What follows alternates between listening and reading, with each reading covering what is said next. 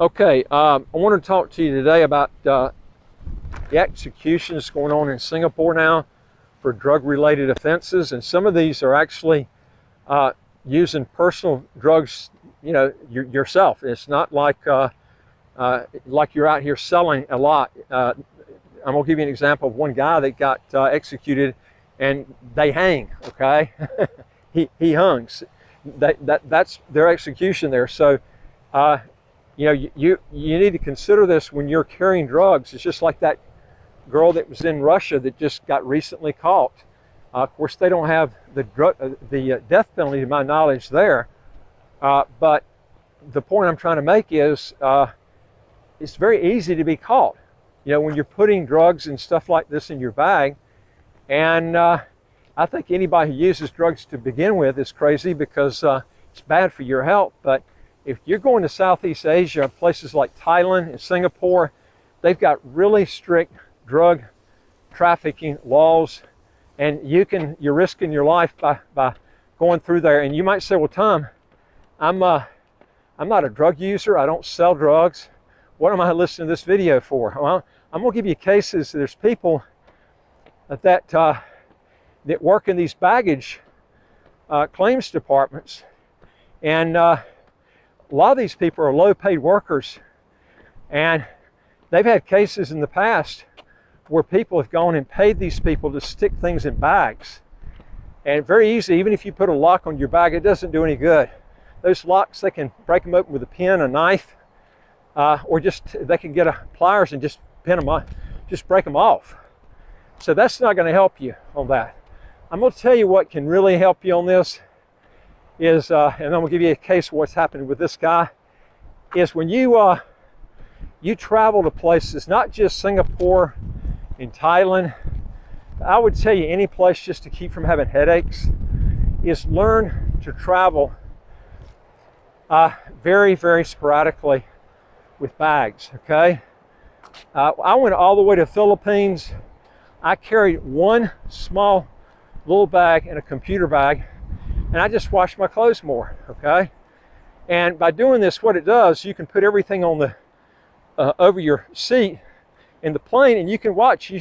You're there the whole time. Nobody's going to touch your bag, okay? And you also put a lock on it too, but it's over your head, okay? So your chances of something like that happening are very remote, and that's why they ask you, when you're at an airport, were you with your bags the whole time? Well, everybody says yeah, but they aren't. Their bags are in the back of the plane for the whole trip. The big ones are, the big bags. And this is where you run into a problem if somebody decides to go in your bag and dump some heroin in there. And then what happens is you come out of the airport, they follow you to the airport you're at, and then somehow, some way, they don't even have to do it that way, they can actually go in and have someone maybe pick the bag up, go to the bathroom real quick, and dump the stuff out, or wait till you get to the airport, okay? Not the airport, but your hotel, and then take the stuff out from there. But their risk is real low because it's in your bag, okay? And what does everybody say?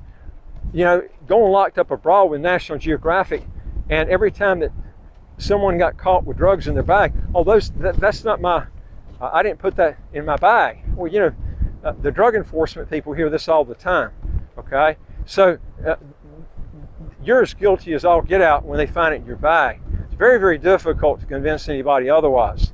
The only way you can prevent something like this from happening, don't check your big bags on, because you shouldn't be carrying it to begin with. Carry small bags that you can bring on the overhead part of your plane, the seat where you're at. That's the best way to do it. This way you don't have a problem with worrying about somebody stuffing something in your bag and then having to worry about spending the next 5 to 10 years, fighting the legal system and possibly losing your life in a drug case that you had nothing to do with. But this is an easy way for someone to use you as the mule, and it's often done in baggage claims department. I had a a pillow one time that was my favorite pillow, and I used to carry it on with me, but I didn't have enough room. This was many years ago. I didn't have enough room to put on my carry-on on the plane. So I put it in the big bag and checked it on. And I thought, you know, that pillow, I started looking, I said, you know, someone saw that pillow. It looks real thick and hard, and it looks like there's something inside the pillow. I didn't think anything more. I said, I'll just throw it in there. The trip's over with. I take my bag back, open it up, and the pillow's gone. And lo and behold, what happened was they were checking bags.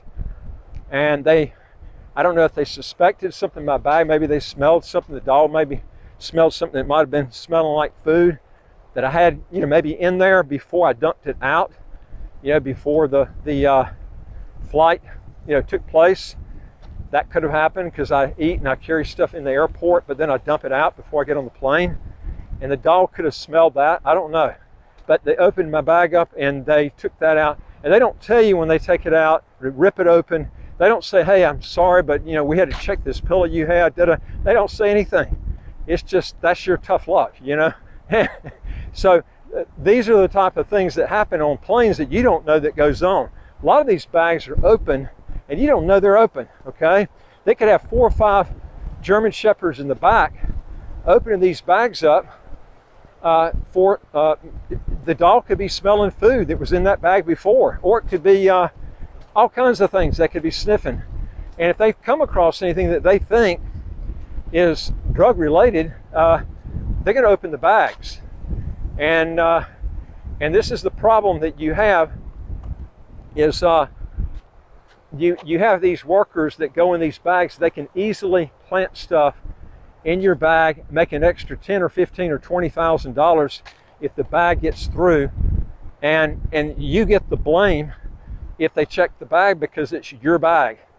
And you know, a lot of people don't think about this because they say, well, I'm not involved with drugs, I don't sell drugs, I don't use them. I'm just telling you, if that stuff is stuffed in your bag, somebody takes drugs and puts them in your bag, and it's in a death penalty country, you're going to have a friggin' nightmare. My suggestion is don't take big bags, okay, that you're going to have to, you can't carry them on the plane because they're too big, they won't allow them. So you're going to have to check them in, which you run the risk because you're not with your bag the whole time period. And if someone decides to plant something in your bag, you're going to have a friggin' nightmare on your hands. Also, folks, if you want to legally get your income taxes to zero, or how to get a second passport as quick as 45 days, do 3 things. Hit the subscribe button at the right of your screen. You'll get new videos automatically as they come out. And number 2 is I would like to hear from you. If you got a question or comment, put it below. Number 3 is go to our website, www.citizenshipquickly.com, and just ask for some help. Okay, I'm going to tell you about this guy here from Singapore. He the UN experts call for an immediate moratorium on executions for drug offenses. The UN experts today condemned the execution of Naziri bin Lajim. He's a 64-year-old Malaysian Singaporean, and he was a Malaysia and Singaporean national combined. He was convicted of drug offenses and urged the government of Singapore to halt plans to execute individuals on death row for drug-related charges. Now, there's been a sharp rise in execution notices issued in Singapore this year. And this is the reason I'm telling you, I would be thinking really hard about when you go through areas like this, don't carry the big bags, okay?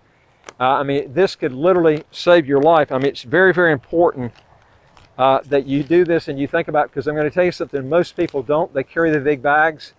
They're perfect mules for this type of operation, and you don't want to get stuck in this. Now, this guy was arrested in April of 2012, and he was convicted for trafficking 33.39 grams of diamorphine under the 1973 Misuse of Drugs Act in September of 2019. Now, the mandatory death penalty was imposed in this case and enforced on the 22nd of July 2022. Now, under international law, states that they have, they have not abolished the death penalty, and may impose it for the most severe crimes involving intentional killing. You know, Singapore, I mean, views these drugs just like a murder. I mean, it's you know, it's too bad they think like this, because there's probably, I'm sure there's people that have died that were innocent, but this is what happens in countries like that. Now, Ben Lajim is the fifth person executed in Singapore for 2022. Now, the enforcement of this guy's execution proceeded despite claims that this guy had been suffering from long-term drug addiction, and that most of the diamorphine would have been for personal use. The rest of the narcotics in his possession for trafficking would not have met the 15-gram threshold for the imposition of the mandatory death penalty in Singapore. There is a growing unrest in Singapore to do away with the death penalty, but you know, these are words of wisdom. I'm telling you, I would not be carrying big bags going through Southeast Asia. I've actually made it a point to take them. I don't even go to, even if I'm going to the Caribbean or South, or even South America, I carry small bags. I stopped carrying the big bags. It's easier to lug around. You don't have to worry about somebody sticking something in your bag. Also, I'll tell you something else. I've had more stuff damaged. I never have anything damaged when I take it on an overhead department next to me with the plane. But whenever I check in a bag, man, I have bags that are just torn up left and right. I can't tell you how many bags I've had replaced, wheels torn up, the handles off. I mean, you take some of these flights and you wonder, how in the hell can someone tear a bag up that bad? But I've had so many bags I've had replaced. You will never have that problem when you take it and you check in on the overhead department of the plane where you're sitting at.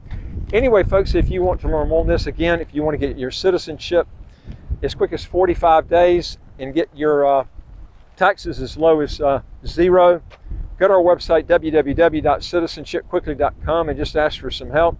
And I would like to hear from you. If you got a question or comment, put it below.